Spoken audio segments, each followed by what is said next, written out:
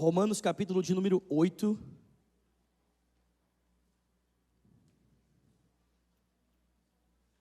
Versículo 12. Romanos 8. Cadê o Dan? Dan, está por aí? Dan? Aí, está ali, está ali. Ô Dan, faz o fundinho para nós aqui, por favor. Para o pessoal ficar bem espiritual, amém? Glória a Deus. Romanos 8, verso 12 diz: portanto, irmãos, estamos em dívida, mas não para com a carne, para vivermos sujeitos a ela. Porque se vocês viverem de acordo com a carne, morrerão, mas se pelo Espírito fizerem morrer os atos do corpo, vocês viverão. Porque todos os que são guiados pelo Espírito de Deus, esses são filhos de Deus. Porque vocês não receberam o Espírito que os escravize para novamente temerem, mas receberam o Espírito que os torna filhos por adoção, por meio do qual nós clamamos: Abba, Pai. E o próprio Espírito testemunha ao nosso espírito de que somos filhos de Deus. E se somos filhos, somos herdeiros, herdeiros de Deus e co-herdeiros com Cristo. Se de fato participamos dos seus sofrimentos, é para que também participemos da sua glória. Alguém pode dar uma glória a Deus aí? Senhor, fala com a gente aqui nesse dia, te pedimos, em o nome de Jesus, e quem crê diz. Você consegue imaginar o impacto dessas palavras de Paulo no mundo em que ele vivia? Consegue imaginar o impacto que essas palavras geravam na sociedade em que Paulo estava inserido? Paulo vivia num contexto que as pessoas entendiam que a relação com Deus era mediada pelo esforço humano. Os seres humanos precisavam se esforçar para agradar a Deus e para de alguma forma, através desse esforço, ter algum proveito, ter algum benefício da parte de Deus. Ou seja, quando alguma coisa caótica acontecia na sua vida, isso era porque algum Deus estava desagradado, algum Deus estava insatisfeito com algo que você tinha feito. Então esse Deus produzia o caos na sua vida, para que você pudesse entender que ele não estava satisfeito. E aí você precisava então fazer algum tipo de sacrifício, para que essa divindade fosse satisfeita, e ela então pudesse trazer paz e descanso para a sua vida. E aí Paulo começa a andar por essa estrutura do Império Romano, dizendo o seguinte, que não existe, em primeiro lugar vai dizer, não existem muitos deuses, existe apenas um único Deus. E esse Deus não pode ser ilustrado numa imagem, esse Deus é invisível.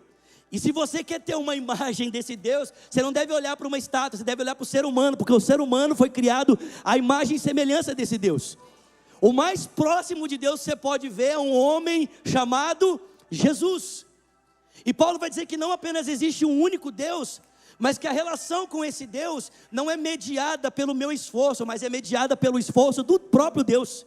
É Deus quem se esforçou, é Deus quem se entregou para que a minha relação com Ele fosse restabelecida, fosse reconectada. Foi o sacrifício do Filho de Deus, por mim e por você. Foi o sacrifício do próprio Deus através do seu Filho que proporcionou que a nossa vida fosse reconectada com Deus. E agora nós pudéssemos ter relacionamento com Ele. Mas Paulo vai dizer ainda mais. Paulo vai dizer que não apenas fomos reconectados, mas essa experiência de reconexão é a experiência de alguém que se torna filho de Deus. Paulo diz, esse Deus colocou dentro de nós o seu Espírito, e esse Espírito provoca em nós uma experiência de sermos filhos de Deus, de sermos chamados, de sermos recriados filhos de Deus. E Paulo vai dizer que isso tem tudo a ver com aquilo que Deus faz através do seu Espírito e do seu Filho, e não tem nada a ver com aquilo que nós podemos fazer, não tem a ver com o nosso esforço, não tem a ver com a nossa capacidade, mas tem a ver com aquilo que Deus é capaz de fazer, com aquilo que Cristo fez por nós na cruz do Calvário, e aquilo que agora Ele está fazendo em nós, através da ação do seu Espírito. Os filhos de Deus são guiados pelo Espírito de Deus. Nós recebemos um Espírito que nos torna filhos, não para estarmos em temor como estávamos outrora, mas recebemos um Espírito por meio do qual nós clamamos, Abba, Pai. Alguém pode dar uma glória a Deus por isso?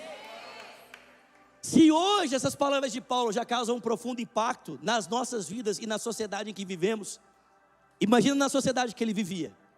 É por isso que você vê o apóstolo Paulo sendo perseguido, sendo chicoteado, sendo açoitado, porque ele está confrontando um sistema legalista, que diz para mim e para você que nessa pluralidade de Deus, o relacionamento é estabelecido pelo sacrifício humano. E Paulo vai dizer, não existem muitos, só existe um, e o sacrifício não é do humano, é o próprio Deus quem se sacrifica para que os seus filhos possam voltar para casa. É a parábola do filho pródigo.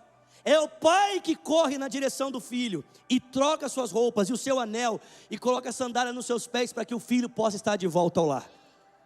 Mas tem um outro homem que a Bíblia vai contar para nós, que também quando pregava também causava muita confusão. Abra comigo em Mateus capítulo 5, por favor. Mateus capítulo 5, versículo de número 43. Quem está comigo diz, eu estou aqui. Mateus 5, versículo 43.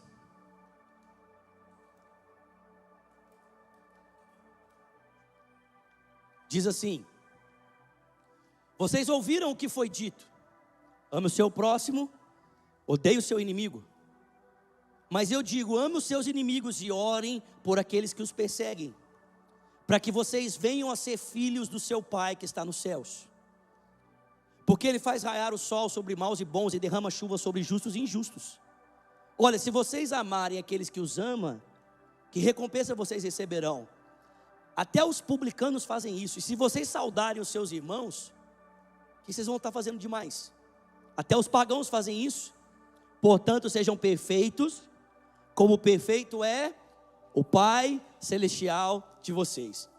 E aqui nós temos um outro homem que também, quando ensinava, não no contexto do mundo, mas no contexto da Palestina do seu tempo, da Judéia, da Galileia, esse homem também causava muita confusão. Esse homem é Jesus. Por quê?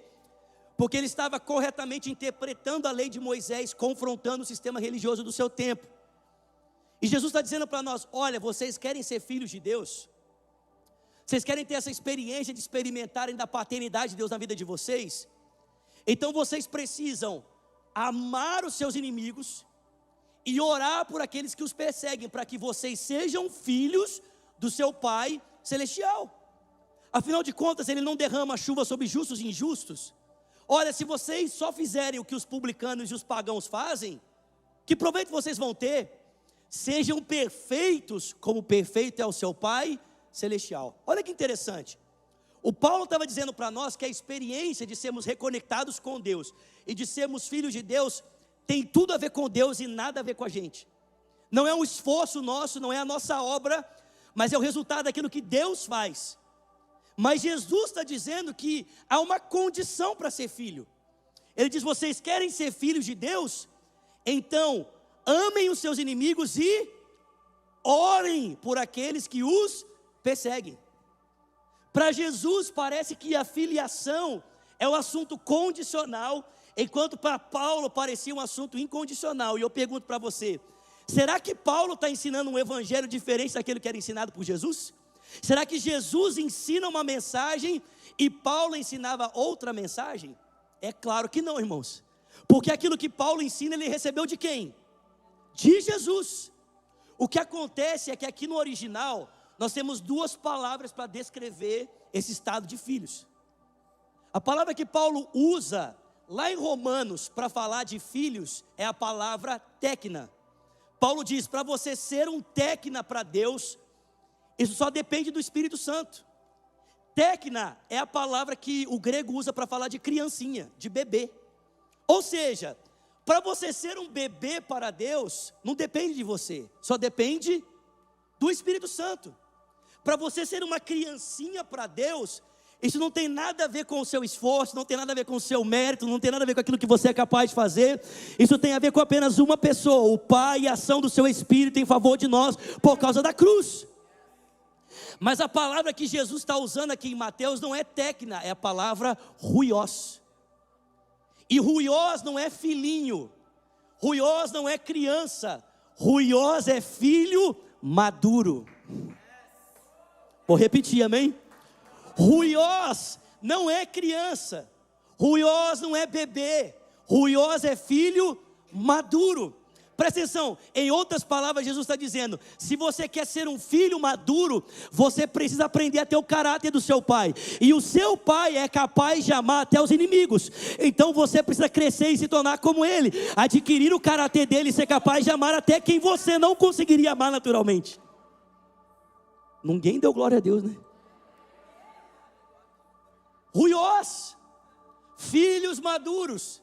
Irmão, presta atenção, é isso que o nosso pastor acabou de dizer. Chegou um tempo para a sua vida, para a minha vida e para a nossa igreja, que nós precisamos sair do lugar de comodidade e assumirmos a nossa posição naquilo que Deus está fazendo aqui no nosso meio. Chacoalha o seu irmão, chacoalha o seu irmão, chacoalha e fala para ele, vamos para cima. Irmão, presta atenção, chegou o tempo de eu e você amadurecermos, de nós pararmos de ficar dependendo do que os outros fazem por nós e começarmos a fazer algo por alguém. Pelo amor de Deus, alguém pode dar uma glória a Deus aí, me ajuda? Sabe qual é a diferença de uma criança para um adulto?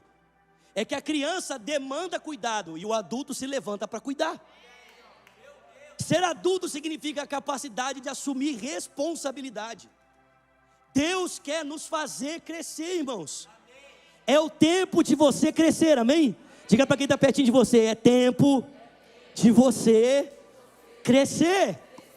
No Carisma a gente tem uma frase que ela é muito especial numa aula chamada crescimento espiritual. E aí a gente começa a descrever determinados comportamentos. Fala assim, se você não consegue perdoar uma pessoa, você é carnal e precisa crescer. Se você não consegue ser generoso nos seus recursos, você é carnal, precisa crescer. Se você não consegue ser fiel a Deus, na leitura da palavra e na busca dele constante, você é carnal, crescer. Se você guarda mágoa de alguém, irmãos, preste atenção, todos nós temos dinâmicas, áreas da nossa vida que nós precisamos crescer para nos tornarmos mais parecidos com Jesus. Mas normalmente, o que a gente prefere? A gente prefere ficar agindo como uma criança, demandando cuidado quando nós já deveríamos ser mestres, já deveríamos ser cristãos maduros. Minha esposa está grávida, 8 meses, daqui a pouquinho a Valentina vai nascer. E se você for me visitar na minha casa, vai ser muito legal você entrar e ver lá o quartinho dela, eu que montei o berço. Eu montei o berço, gente. Não basta ser pai, tem que participar, amém? Montei a cômoda junto com a minha esposa. E a gente está lá organizando. E por um tempo vai ser muito interessante você chegar lá e ver, né, a gente está chamando a Valentina de Vavá. Vai ser muito interessante você chegar lá e ver a Vavá dormindo. Mas imagina, 18 anos depois, você chega na minha casa e a Valentina ainda está dentro do berço. Mamãe traz tetê.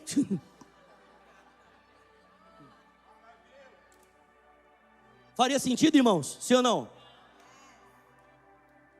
Mas você concorda comigo que tem muitos cristãos que estão agindo assim na igreja? Pelo tempo decorrido, eles já deveriam ser cristãos maduros, mas continuam como se estivesse dentro de um berço, exigindo que sejam tratados como bebês, mas na verdade eles já deveriam ser adultos na sua fé. Zulato, mas eu tenho pouco tempo de igreja, e quem é que disse que maturidade tem a ver com tempo de igreja? Tem muita gente que em 2 anos de fé cristã já se tornou maduro, e tem gente que em 20 anos de fé cristã continua agindo como uma criança. Sabe, eu entendo, presta atenção, eu entendo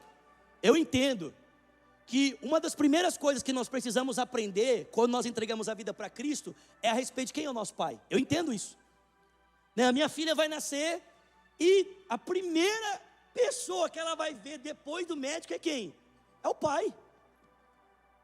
É o pai, a enfermeira pega e chama o pai para ajudar. Por quê? Porque a informação mais importante que o bebê na fé precisa é a respeito de quem são os seus pais.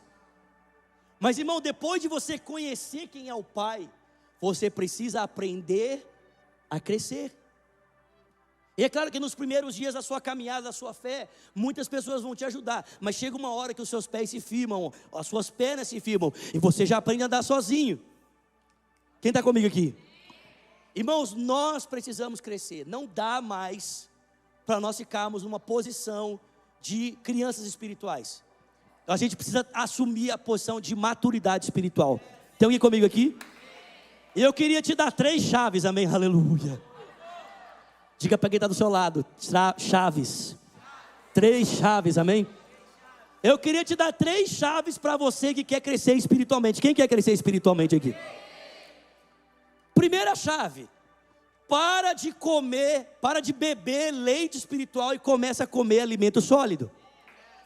Quer crescer? Larga o leite e comece a comer comida sólida. A Bíblia fala sobre esses 2 tipos de alimento: leite espiritual e alimento sólido. Qual que é a diferença do leite para o alimento sólido? Presta atenção, irmão. O leite é o alimento que alguém te entrega pronto. O leite é o alimento que alguém dá para você. Exemplo, a Valentina vai nascer, Virginia vai pegar ela, vai colocar no peito, e a Vavá não vai precisar fazer nada, só vampirinho, amém? Tá pronto, né? Vou ter um vampiro em casa, né? Mamando no peito da minha esposa. É o leite. O leite espiritual é o alimento que alguém entrega pronto para você. Só que, irmão, presta atenção. Se a Valentina viver só de leite, ela vai atingir a maturidade? Presta atenção, qual que é o problema? O problema é o leite, sim ou não? Não. O problema está em esperar que o leite faça algo em mim que só o alimento sólido pode fazer. Vou repetir isso aqui, amém? O problema está no leite, sim ou não? Não, o leite é bom. O problema está em esperar que o leite faça algo em mim que só o alimento sólido pode fazer. Tem muita gente esperando crescer só de leite.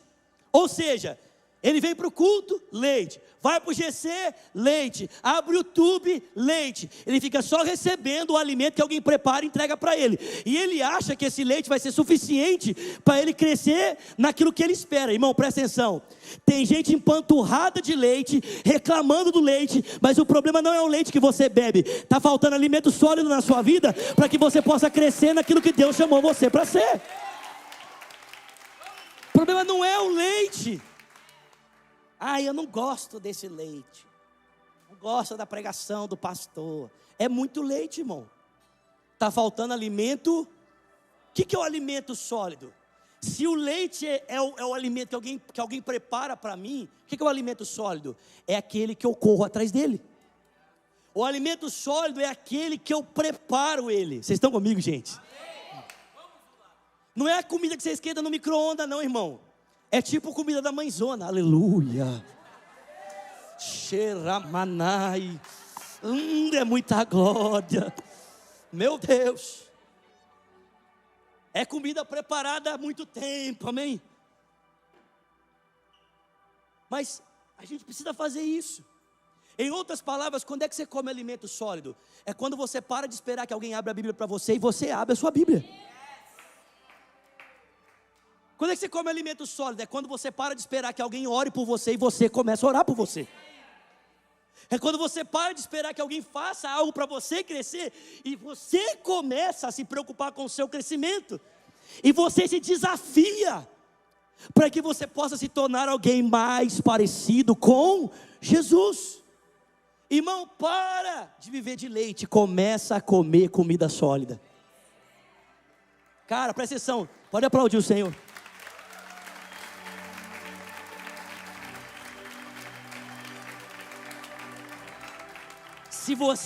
Se você entrar no seu quarto e você fechar a sua porta, Deus vai falar com você. Ele vai falar. Não existe a possibilidade de Ele não falar. Vocês estão comigo aqui? Não existe. Se você abrir a sua Bíblia, Ele vai falar com você. Não existe a possibilidade de Ele não falar. Nós precisamos parar de terceirizarmos a responsabilidade da nossa vida espiritual e assumirmos o controle, a responsabilidade daquilo que eu quero ser e fazer através da graça que Cristo já me concedeu. Quem está comigo aqui diz amém. Primeira chave: para de beber leite, começa a comer comida sólida. Segunda chave: começa a andar no Espírito. Fala comigo, andar no Espírito. Mais uma vez, Cara, e se tem um assunto que as pessoas, elas ficam confusas na igreja, é isso, andar no Espírito. Tem gente que acha que andar no Espírito é ser esquisito, né? Lá em Belo Horizonte, eu sempre conto essa história quando eu falo isso. A gente foi fazer um evangelismo e tinha um irmão lá que era o irmão do manto, né? Aí quando chegamos a fazer o evangelismo, ele foi evangelizar uma pessoa. Aí ele, Jesus tem um plano para a sua vida, show! Ele quer transformar. A pessoa olhou e falou assim, ele tem problema de saúde? O que está acontecendo? Tem gente que acha que ser estranho é ser espiritual. É verdade que muitas vezes, quando nós... É verdade, muitas vezes, quando a gente se torna espiritual, a gente fica estranho, amém? Tipo assim, gente, eu acho que se as pessoas filmassem e publicassem no YouTube coisas que a gente faz no secreto, ninguém ia acreditar na gente.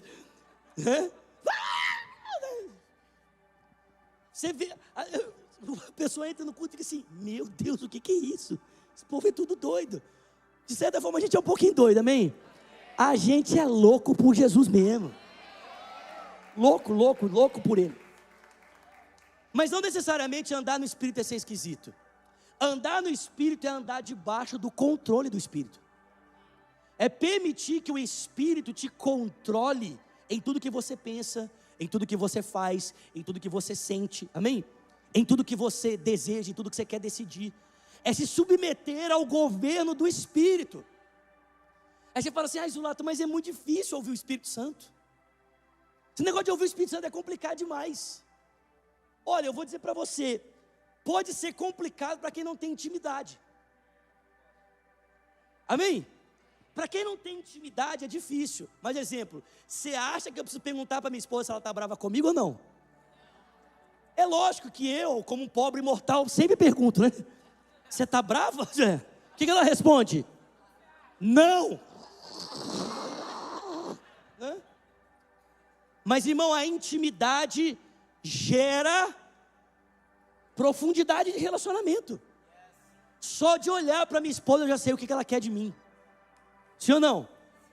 Irmão, quem é profundo no Espírito entende a vontade do Espírito.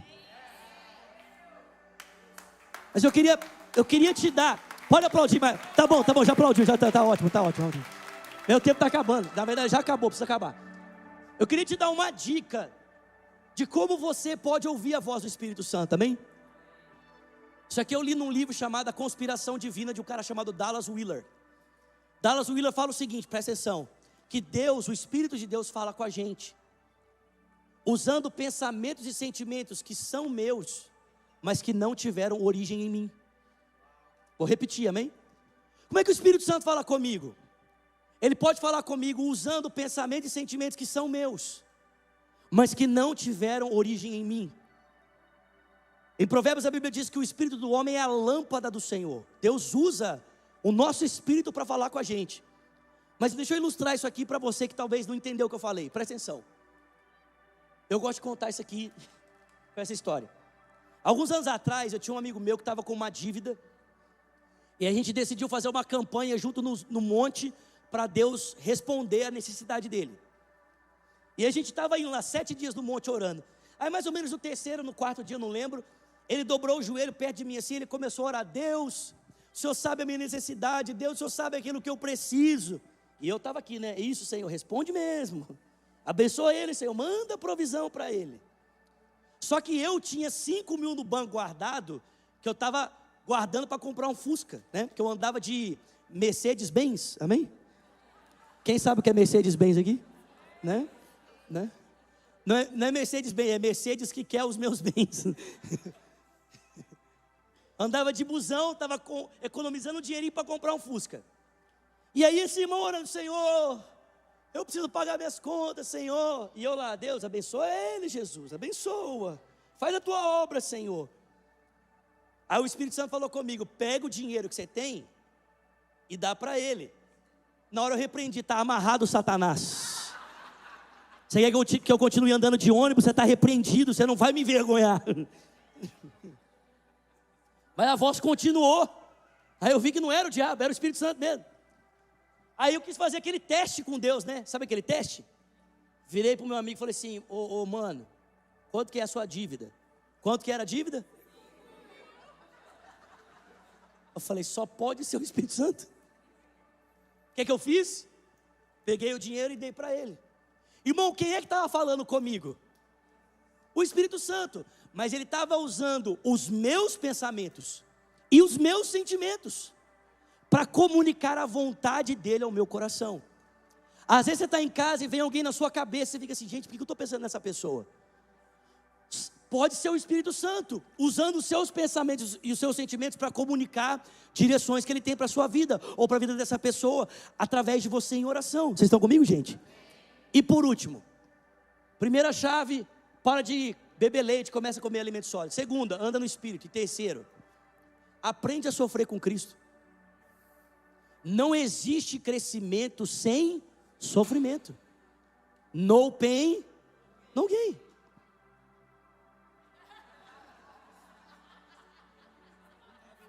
Muito investimento, irmão. Muito levantamento de garfo. Sem sofrimento, não há crescimento. Eu não sei o que é isso, eu não tive esse privilégio, mas tem gente que cresce, e as pessoas falam que quando você está crescendo, dói a junta, dói o joelho. Eu não sei o que é isso, né? Eu não sei. Vem cá, Pastor Eric, por favor, vem cá. Vem aqui. Come on. Come here, Pastor Eric.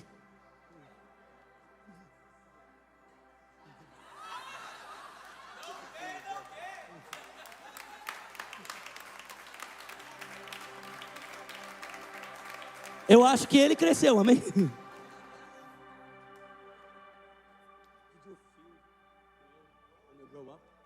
Yes. Perguntei para ele se ele sentiu dor quando estava crescendo. Ele, né, o tradutor está aqui também. Quem cresce sente dor. Mas a gente, tem que o Pastor Eric, vamos aplaudir ele mais uma vez? Mas a gente é a geração do analgésico. Sim ou não? Sentiu uma dorzinha de pirona. Sentiu uma dorzinha, Dorflex. Sentiu uma dorzinha, Advil. Como é que chama o pretinho lá? Neosaldina. Gente, Neosaldina é igual o M&M's, né? Aqueles...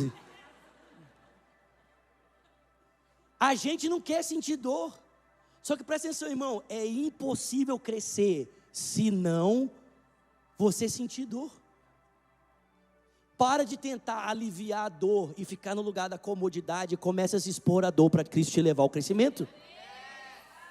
Sua família, seu casamento nunca vai se tornar o que você espera se você não se expor ao sofrimento. Os seus filhos nunca vão se tornar aquilo que Deus quer que eles sejam se você não os expor ao sofrimento. A gente precisa entender, irmão, há uma parte, exemplo, ninguém vai sofrer nunca mais, ninguém, o sofrimento da cruz, amém? Ninguém, aquele sofrimento acabou, Jesus sofreu ele, mas Paulo fala aos filipenses que ele ainda sofre o sofrimento de Cristo no seu corpo em favor do povo de Deus que é a igreja. Irmão, há um sofrimento que eu e você precisamos participar. Há uma dor que o Espírito Santo quer compartilhar ao nosso coração. Não a dor da cruz, não a dor do preço da salvação, mas a dor, o sofrimento de alguém que quer viver uma vida para a glória de Deus, que quer viver uma vida consagrada para Deus. Então eu digo para você, quer crescer? Para de leite, comece a comer alimento sólido. Você quer crescer? Anda debaixo do Espírito. E por último, olha o que o Paulo diz. Gente, esse texto é muito forte. Paulo fala no texto que nós lemos lá de Romanos 8. Se a gente participa das suas tribulações, é para que também participemos da sua glória. Não dá para ter glória sem participar da tribulação.